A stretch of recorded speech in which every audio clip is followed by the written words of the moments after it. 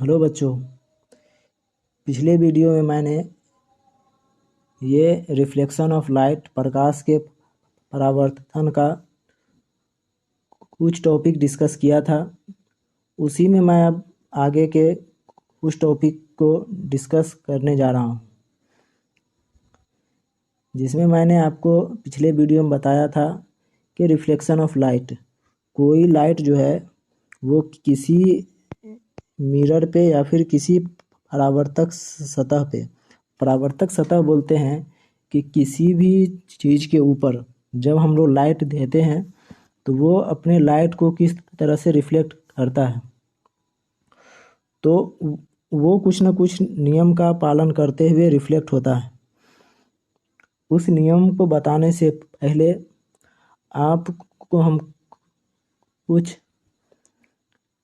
छोटा छोटा थ्योरी बताना चाहते हैं। तो उसमें यह है कि ये जो जिस चीज़ से लाइट टकरा रहा है उसको हम लोग बोलते हैं परावर्तक सतह, और जिस पॉइंट पे आके मिलता है इसको बोलते हैं आपतन बिंदु, और जो लाइट जो आता है उसको बोलते हैं आपतित किरण। मतलब ये जो लाइट यहाँ से आके इससे टकरा रहा है, जिस पॉइंट पे टकराता है उसको बोलते हैं आपतन बिंदु, और फिर जो लाइट टकरा रहा आके उसको बोलते हैं आपतित किरण। तो ये जो मेरा आपतित किरण है और ये जो लाइट जो हमारा जाता है इसको हम लोग बोलते हैं परावर्तित किरण। और फिर जिस बिंदु पे आके ये टकराता है उसको बोलते हैं आपतन बिंदु, और टकराने के बाद जो ये वापस जा रहा है इसको बोलते हैं परावर्तित किरण, रिफ्लेक्टेड रे।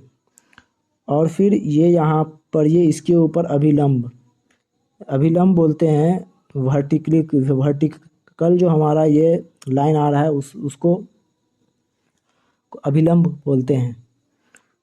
और फिर ये जो लाइन जो आ रहा है, रे जो आ रहा है, ये जो इसके साथ जो ये अभिलंब के साथ जो एंगल बनाता है जिसको हम लोग आई भी बोलते हैं, तो इसको हम लोग आपतन कोण बोलते हैं। और फिर ये जो रिफ्लेक्शन ऑफ लाइट जो है, ये जो लाइट जो यहाँ से रिफ्लेक्ट कर रहा है, तो ये रे और फिर ये अभिलंब, ये इन दोनों के बीच जो एंगल बनता है इसको बोलते हैं परावर्तन कोण, जिसे हम लोग आर से रिप्रेजेंट करते हैं। तो इसमें हमारा ये जो लाइट जो आँख के जो टकराता है, तो ये हमारा दो नियम इससे बनता है। एक तो ये है कि आपतित किरण, परावर्तित किरण तथा आपतन बिंदु पर खींचा गया अभिलंब तीनों एक ही तल में होता है, एक ही जगह पे होता है। और दूसरा नियम ये होता है कि ये आपतन कोण और ये परावर्तन कोण दोनों बराबर होता है। तो हम यहाँ पे हम इसको लिख सकते हैं I = R। तो ये हमारा लाइट, एक हम दूसरा एग्जांपल लेते हैं, इसको इरेज करते हैं।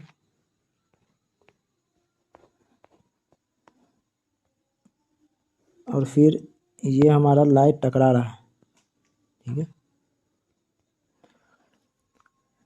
तो इसका मतलब ये है कि ये हमारा आपतित किरण और ये परावर्तित किरण और ये अभिलंब के बीच का जो एंगल होता है, ये दोनों एंगल हमारा इक्वल होता है। तो ये हमारा लाइट इधर जितना नीचे से आएगा ये उतना ही ऊपर को जाएगा, और ये उतना ही ऊपर जाएगा कि यहाँ पे यदि हम अभिलंब खींचें तो ये एंगल इस एंगल के इक्वल होगा। और फिर यदि हम किसी लाइट को अपने अभिलंब के ऊपर से यदि देंगे, वर्टिकली देंगे, 90 डिग्री के पे एंगल पे देंगे, तो ये जिस तरह से ये आके इससे टकराएगा वो वो उसी अपने ही पथ पे वो वापस हो जाएगा। इसको समझने के लिए आप एक टॉर्च लें और अब आपके घर में जो मिरर है उसके ऊपर आप जब सामने से जब लाइट देंगे तो वो लाइट डायरेक्ट आप ही के हाथ पे दिखेगा। और फिर उसे यदि आप किसी एंगल में देंगे तो वो जितना आप अपने लाइट को नीचे की तरफ करेंगे अपने टॉर्च को, उसका लाइट जो है वो उतना ही ऊपर की तरफ जाएगा। और धीरे धीरे जैसे आप इसको ऊपर की तरफ लाएंगे, ये जो रिफ्लेक्शन ऑफ रे जो है वो भी नीचे की तरफ आता जाएगा। और वो हमेशा जो है I is equal to are का होगा। ओके, इस वीडियो में इतना ही। मिलते हैं अगले वीडियो में किसी और टॉपिक के साथ। Okay bye, take care, thanks for watching my video.